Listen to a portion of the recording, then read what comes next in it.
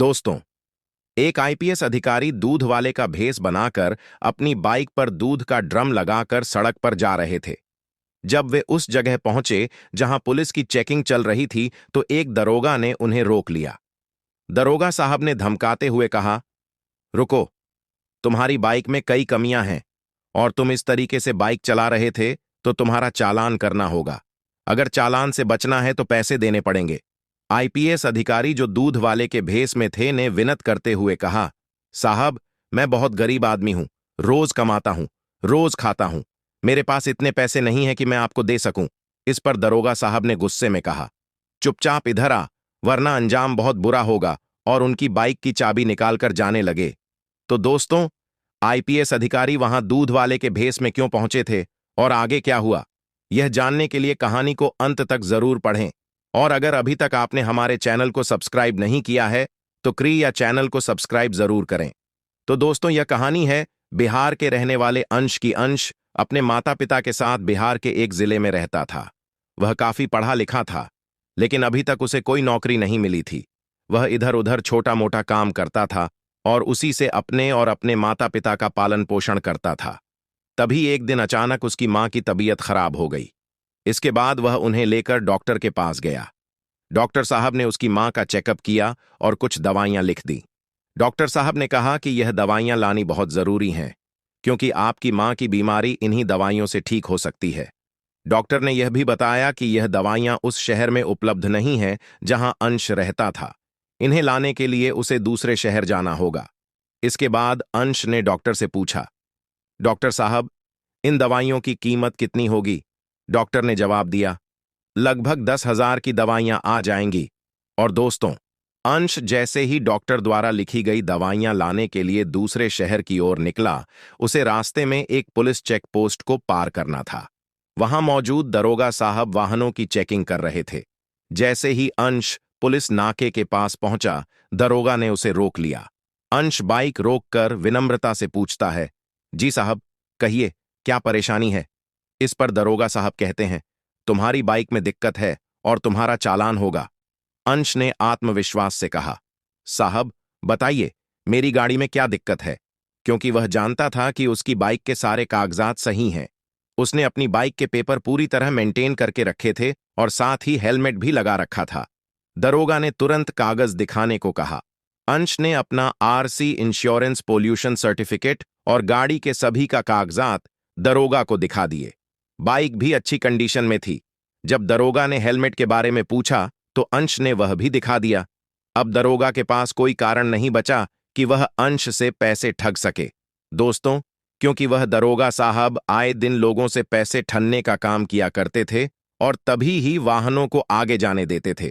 उन्होंने अंश की बाइक का नंबर ध्यान से देखा और बोले, तुम्हारी बाइक का नंबर दूसरे शहर का है, तुम इसे यहां नहीं चला सकते। अंश, जो कि पढ़ा लिखा और कानून की जानकारी रखने वाला था, तुरंत जवाब देता है, साहब, ऐसा कैसे नहीं चला सकता?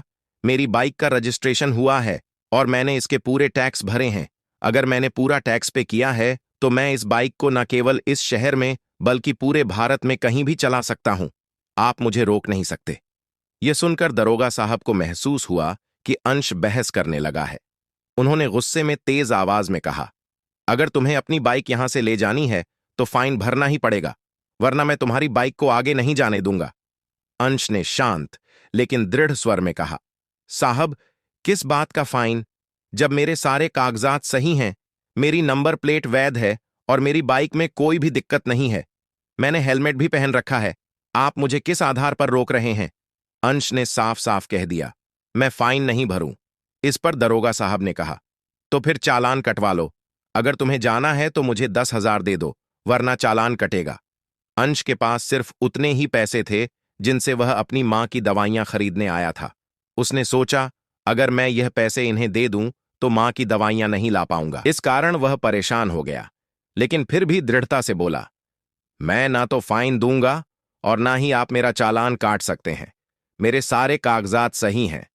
दरोगा साहब गुस्से में बोले, अच्छा तो देख, मैं अभी तेरा चालान काटता हूं। उन्होंने अंश की बाइक की फोटो खींची और उसकी नंबर प्लेट का 10,000 का चालान बना दिया।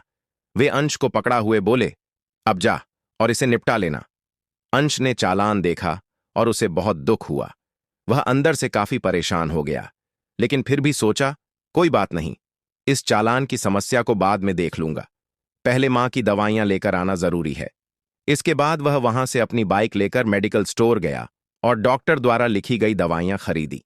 दवाइयां लेकर वह तुरंत मां के पास लौटा और अंश ने अपनी मां को दवाइयां देते हुए कहा, मां, मैं दवाइयां तो ले आया हूं, लेकिन रास्ते में एक दरोगा ने बेवजह मेरा 10,000 का चालान काट दिया।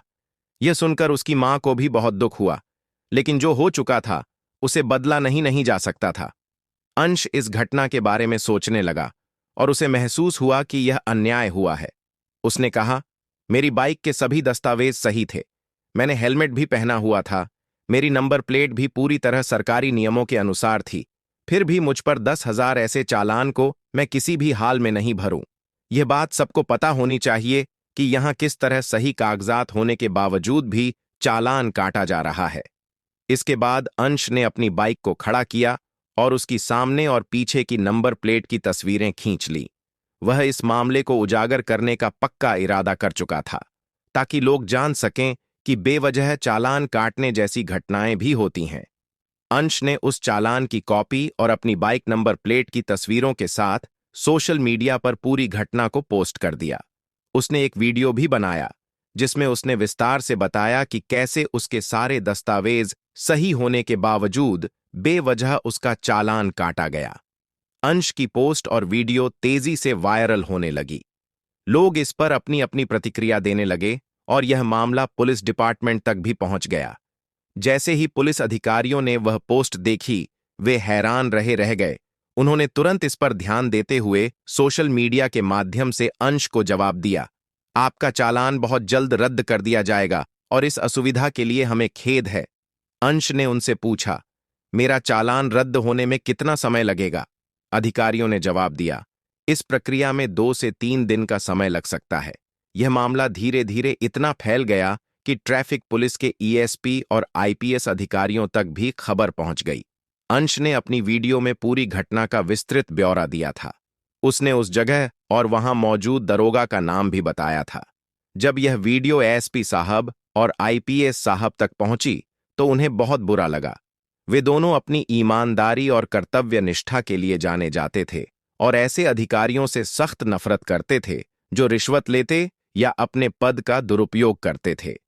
इस घटना ने उन्हें झकझोर कर रख दिया। उन्होंने फैसला किया कि इस मामले की तह तक जाना जरूरी है। हालांकि वे जानते थे कि अगर वे सीधे अपनी पहचान के साथ जाएंगे तो दरोगा कोई ना कोई बहाना बनाकर मामले से बच निकलने की कोशिश करेगा। इसलिए एएसपी साहब ने एक योजना बनाई। वे दूध बेचने वाले का भेष बदलते हैं, एक साधारण बाइक लेते हैं और उस दरोगा के इलाके में खुद जाकर तहकीकात करने का निश्चय करते हैं।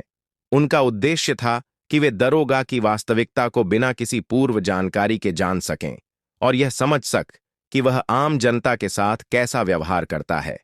एसपी साहब अपनी वर्दी छोड़कर एक साधारण व्यक्ति के रूप में उस चेक पोस्ट की ओर रवाना होते हैं जहां यह घटना घटी थी।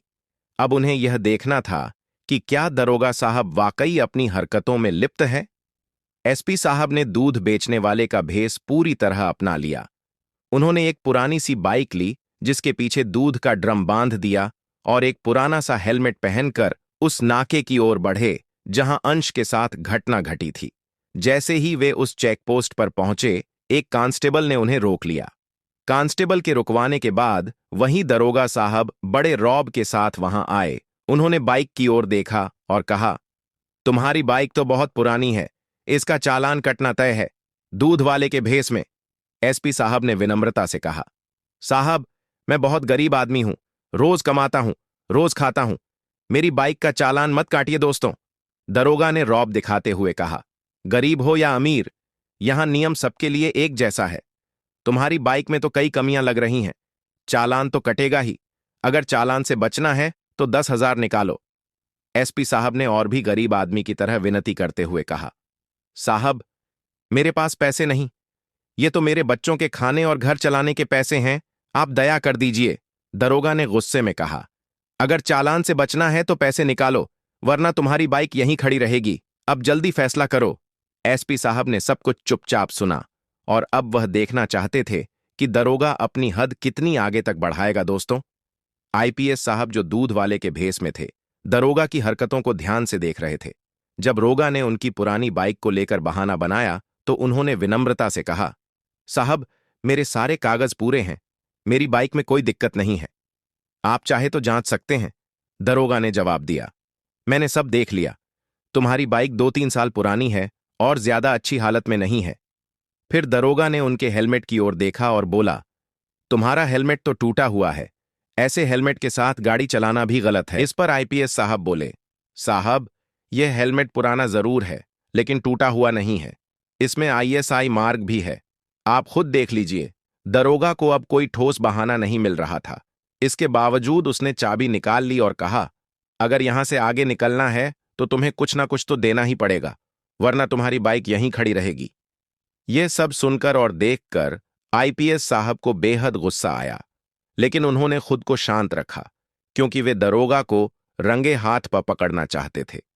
उन्होंने सोचा, अगर मैं अभी अपनी पहचान बता दूं तो यह तुरंत माफी मांगने लगेगा और अपने बचाव में बहाने बनाएगा। मुझे इसे सबक सिखाना है ताकि ऐसे लोगों की हरकतों पर रोक लग सके। फिलहाल आईपीएस साहब ने शांत रहते हुए दरोगा की अगली हरकत का इंतजार किया ताकि उसे सही तरीके से बेनकाब किया जा सके। जब दरोगा साहब 10,000 की मांग करने लगे तो हवालदार ने दूध वाले के भेस में आईपी साहब से कहा, आप क्यों बड़े साहब से पंगा ले रहे हो? देखिए, आप 10,000 दे दो, मैं उनसे बात करके आपको जाने दे दूंगा। फिर हवालदार दरोगा को बुलाकर कहता है, साहब, कोई बात नहीं, ये गरीब आदमी है, इसे जाने दीजिए, 500 दे देगा। आईपीएस साहब ने जवाब दिया, 500 तो मैं दे दूंगा, लेकिन अगर मुझे यहां से रोज गुजरना होगा तो क्या रोज 500 दूंगा? और फिर क्या, आप मुझसे रोज 500 लेने की उम्मीद करेंगे? दरोगा साहब ने हंसते हुए कहा, अच्छा, तो तुम ऐसे करो, आज 500 दे दो और कल से 1 लीटर ज्यादा दूध लाना, वैसे भी तुम दूध में पानी तो डालते ही हो, इस तरह तुम्हारा भी काम चल जाएगा और हमारा भी काम चलता रहेगा। दरोगा की इस बेइज्जती पर आईपीएस साहब को गुस्सा आ गया। बिना एक पल भी गंवाए उन्होंने दरोगा साहब को जोरदार थप्पड़ मार दिया। यह दृश्य देखकर वहां मौजूद पुलिसकर्मियों को झटका लगा। कुछ ही देर में खबर फैली कि एक दूध वाले ने दरोगा को थप्पड़ मार दिया। दोस्तों, पुलिस दल और अन्य अधिकारी इस बात को लेकर सकते में थे। इसी बीच आईपीएस साहब ने अपना आई कार्ड निकाला और हवा में लहराते हुए कहा, मैं वह इंसान हूं जिसे आप सब अपनी ताकत दिखाने की कोशिश कर रहे थे। अब देखिए, यह वही अधिकारी हैं जो हर किसी को कानून का पालन करने का निर्देश देते हैं। यह सुनकर पुलिस दल और दरोगा साहब दोनों चुप हो गए। आईपीएस साहब ने अपनी पहचान जाहिर कर दी थी और दरोगा की करतूतों को उजागर कर दिया था। आईपीएस साहब ने दूध वाले के भेस में ट्रैफिक नाके पर पहुंचकर दरोगा और उसके साथियों को रंगे हाथ पकड़ लिया। उन्होंने अपने आई कार्ड से अपनी पहचान जाहिर की और कहा, मैं यहां का आईपीएस अधिकारी हूं, तुम लोग जो यह कर रहे हो वह गलत है और यह करतूत सोशल मीडिया पर फैल रही है। अब मैं तुम्हारे खिलाफ उचित कार्यवाही करने के लिए आया हूं। फिर उन्होंने दरोगा और हवालदार समेत सभी को सस्पेंड कर दिया और उन पर कानूनी कार्रवाई शुरू कर दी। यह खबर जैसे ही अंश को मिली, वह अपनी मां को बताता है, मां, पुलिस वाले सभी एक जैसे नहीं होते, जहां पर मेरे साथ ऐसा हुआ था वहां आईपीएस साहब ने आकर सब कुछ सही किया, वे सबको सस्पेंड करवाकर उनके खिलाफ कार्रवाई कर रहे हैं। यह सुनकर अंश की मां कहती हैं, बिल्कुल बेटा, बुराई का सिर हमेशा नीचे होता है, जैसे आज आईपीएस साहब ने करके दिखाया है। यह कहानी हमें यह समझाती है कि समाज में बदलाव लाने के लिए एक ईमानदार और साहसी पुलिस अधिकारी की कितनी आवश्यकता होती है।